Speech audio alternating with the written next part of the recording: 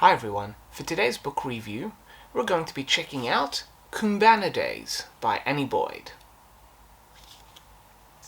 This book looks at the life and times and the mysterious disappearance of the Australian coastal liner Koombana. It remains one of Australia's enduring and unsolved maritime mysteries, and this book is a fantastic example of local history done very well.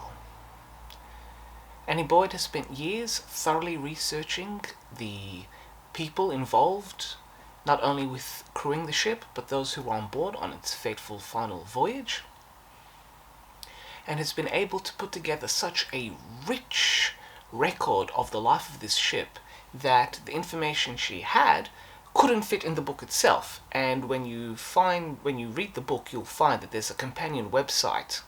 A link to it is also down below, which has lots of scanned information and references to primary material and other research material that she used while putting together this book. And through all this, we get a rich, detailed look at the times and life of this ship. But let's take a step back and look at the context. Koombana is probably next to unheard of outside of some shipwreck circles, and certainly outside of Western Australia. In the early 20th century, Australia was served by a network of interstate coastal liners and intrastate vessels that would serve the smaller communities in the remote regions of their states.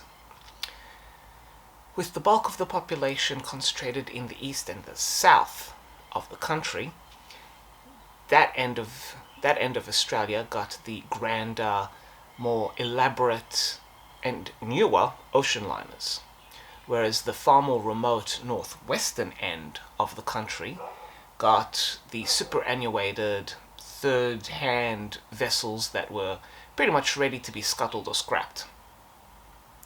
However, in 1909, the Adelaide Steamship Company, one of Australia's largest local shipping companies, invested heavily and built a grand, new, beautiful liner specifically for the West Australian and the North-West Australian trade, the Norwest Run as it was known.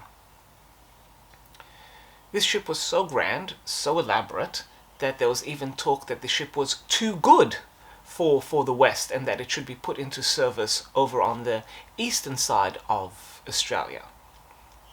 Of course, that didn't happen, and Koombana faithfully served the northwestern community for all of its brief life.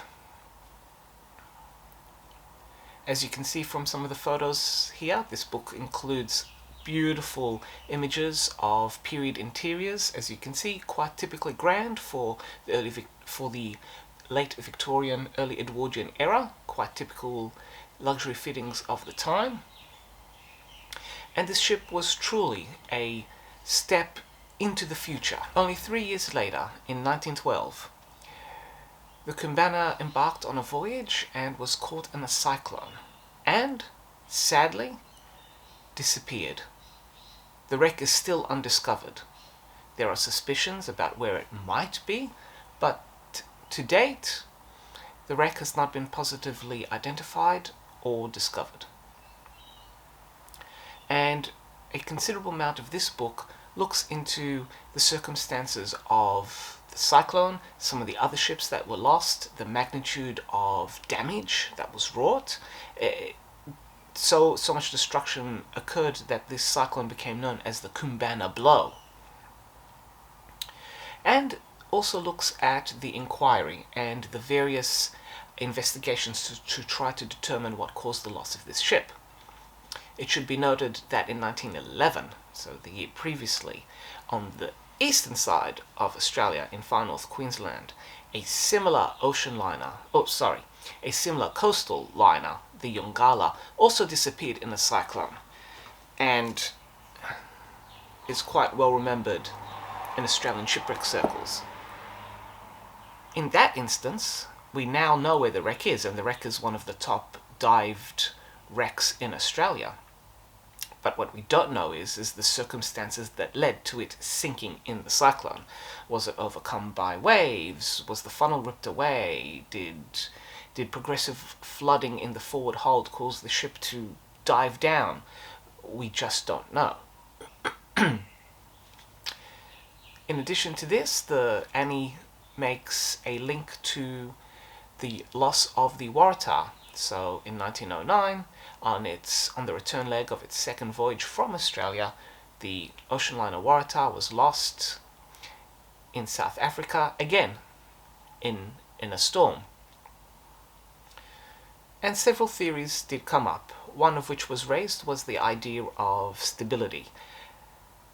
The Waratah is famous for being a tender ship, and based on photographic evidence, it seems that Koombana as well tended to be quite tender at sea. But this is an unsolved mystery. We won't get a better idea until the wreck itself is actually solved, and then we can reconstruct its final voyage.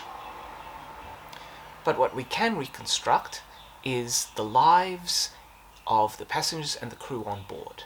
And the bulk of this book also looks at the rich tapestry of these lives and how they were affected and what they were doing on the Koombana. She also goes another step and talks about the mythical pearls. There is a local legend that there were pearls on board the Koombana that brought bad luck, and that was one of the reasons why the Koombana was lost with everyone. This is excellent local history done in a wonderfully approachable, easy to read manner. This is one of the most in-depth books about a specific ship and about its passengers and crew that has been able to be compressed in a single volume. And as I mentioned earlier, there is so much more that she couldn't put into the book that there is a website dedicated to this book and the ship and the lives of those on board. For the extreme wealth of research, I give this book 5 captain's hats. And I recommend this book to anyone interested in shipwrecks, missing ocean liners, and just want to broaden their horizons and read about other shipwrecks that may have not occurred on the North Atlantic. So, highly recommended. Do check this book out, or at least check out the companion website, and learn about the tragic history of this beautiful but fated ship. And if there are any other lesser known ships or shipwrecks that you would like to learn more about, and if you're curious if there's any books about them, let me know in the comments below, and I'm sure I can dig something up in my library for you. So until next time, enjoy and happy reading, everyone.